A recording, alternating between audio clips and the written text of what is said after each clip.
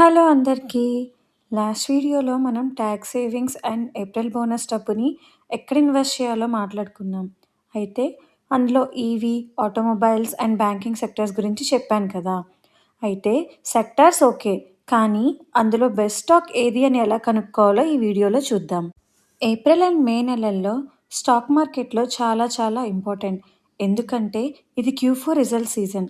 Companies తమ annual results ఇచ్చే time ఇది. సో, ఈరోజు వీడియోలో ఈ రిజల్ట్స్‌ని చూసి బెస్ట్ స్టాక్స్‌ని మీరే స్వయంగా ఎలా ఫిల్టర్ చేసుకోవచ్చో చాలా సింపుల్‌గా చెప్తాను. ఎక్కడా స్కిప్ చేయకండి. రూల్ నంబర్ 1, కేవలం సేల్స్ కాదు, ప్రాఫిట్స్ చూడండి.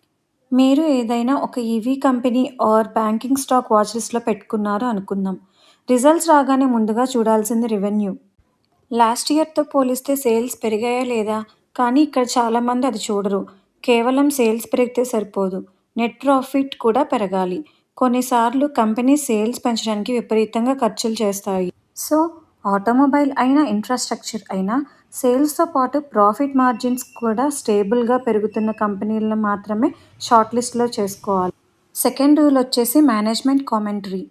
ఒక కంపెనీ లాస్ట్ క్వార్టర్‌లో ఎంత లాభం సంపాదించింది అన్నదానికంటే, రాబోయే 2 ఇయర్స్‌లో అంటే 2027-2028 నాటికి వాళ్ళ ప్లాన్స్ ఏంటి అని చూడాలి. ఫర్ ఎగ్జాంపుల్, మీరు ఒక ఇన్ఫ్రా ఆర్ రైల్వే స్టాక్ చూస్తున్నారనుకోండి. ఆ రిజల్ట్స్ డాక్యుమెంట్‌లో ఆర్డర్ బుక్ ఎంత ఉందో చూడండి. అంటే ఫ్యూచర్‌లో వాళ్ళు కంప్లీట్ చేయాల్సిన ప్రాజెక్ట్స్ చేతిలో ఎన్ని ఉన్నాయి?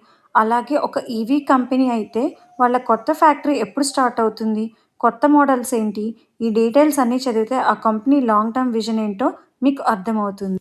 Third rule, when to purchase. ఎప్పుడు కొనాలి? సరే, మంచి కంపెనీ దొరికేసింది. రిజల్ట్స్ కూడా బంపర్‌గా వచ్చాయి. వెంటనే వెళ్లి కొనేయాలా? వద్దు. జనరల్‌గా రిజల్ట్స్ వచ్చిన రోజు మార్కెట్‌లో ఆ స్టాక్ విపరీతంగా వోలటైల్‌గా ఉంటుంది. ఒక్కోసారి రిజల్ట్ సూపర్‌గా ఉన్నా స్టాక్ పడిపోతుంది. ఎందుకంటే పెద్ద ఇన్వెస్టర్స్ ప్రాఫిట్ బుక్ చేసుకుంటారు. సో, అందుకే నేను లాస్ట్ వీడియోలో చెప్పిన బై ఆన్ డిప్ స్ట్రాటజీని ఇక్కడ వాడాలి. రిజల్ట్స్ బాగుండి మార్కెట్ కరెక్షన్ వల్ల ఆ స్టాక్ కింద పడినప్పుడు మన దగ్గర ఉన్న బోనస్ డబ్బులతో కొంత మొత్తాన్ని అందులో ఇన్వెస్ట్ చేయాలి. ఒకేసారి మొత్తం పెట్టేయకూడదు. So, never buy exactly on results day. So, result సీజన్‌లో గుడ్డిగా ఎవరైనా చెప్పిన టెలిగ్రామ్ టిప్స్ ఫాలో అవ్వకుండా, ఈ పారామీటర్స్‌ని బేస్ చేసుకొని మీరే స్వయంగా అనలైజ్ చేయడం స్టార్ట్ చేయండి.